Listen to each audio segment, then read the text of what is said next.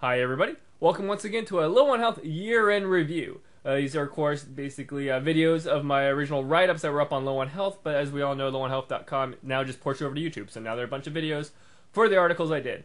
This particular one is going to be covering my 2007 games of the year and the games that I played in 2007.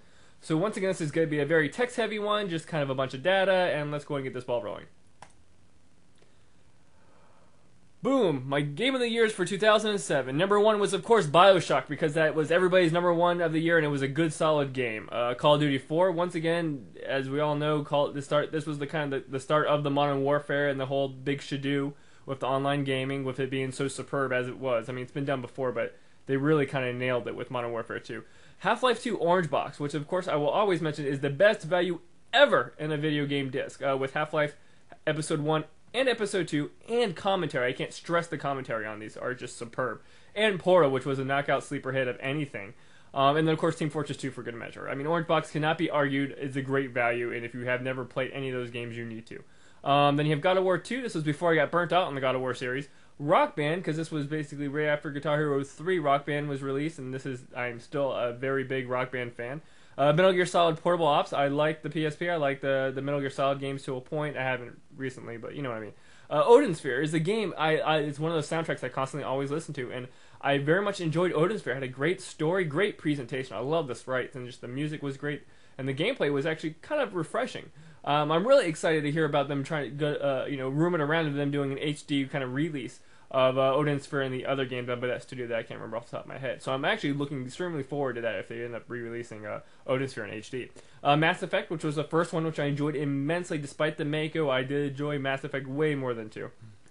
Chrome Hounds, which once again, I love my mech games and my slow mech games. I'm not a big fan of that Armored Core. But I love my Mech Warrior. I love Chrome Hounds, which was a nice, slow, monotonous, kind of real-esque, mech design game and strategy game, but it was really I enjoyed the most about Chrome Hounds was how they did their online, which was 3 different nations vying over different land maps and basically gaining control, and one country would eventually take over another and kind of work that, and they did wars called Nostradamus Wars. Basically, the single player game would get you ready up to the war, like time frame wise, and it was just awesome.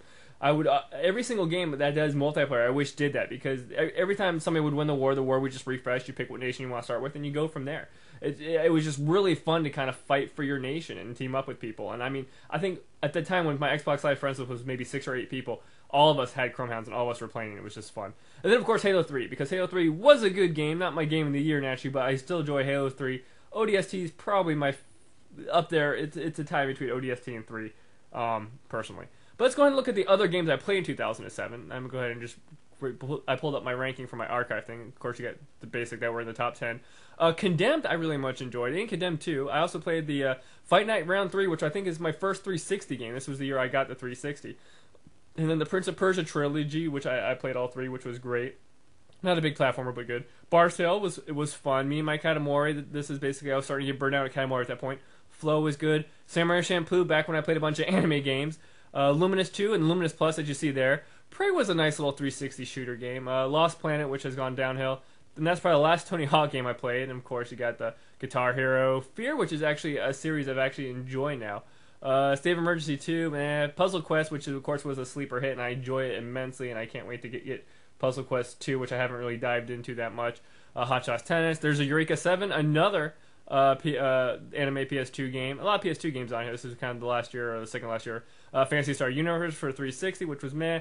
Crackdown, Dance Dance Revolution Universe, which was probably the last one I played. And of course, then you got Earth Defense Force, which was just fantastic. A nice little value kind of budgeted game. Stranglehold, which was fun. A nice John Woo story. Rogue Galaxy, which was one of the last kind of decent PS2 RPGs. Then, of course, a fishing game for fun and a thrill for fun. Blue Dragon, I enjoyed. The presentation of Blue Dragon was bar none great. Like, there are a lot of games that are coming out now that still don't match it. It had just a really good kind of design with the shaders and everything, and I enjoyed immensely. Grand Theft Auto Vice Stories and Untold Kingdoms. Okay, with I had to play some PS3 games. And then, of course, at the very bottom of the list, you have Spider-Man 3 for the PS2, which was crap. And then, of course, as we all know, Bullet Witch, which was basically my worst game I played in 2007. Interesting enough, when you look at this list compared to my other games list of 2010, specifically, when it was like 100 games, this is like less than 50 games. This is before I started kind of really getting into the gaming all the time.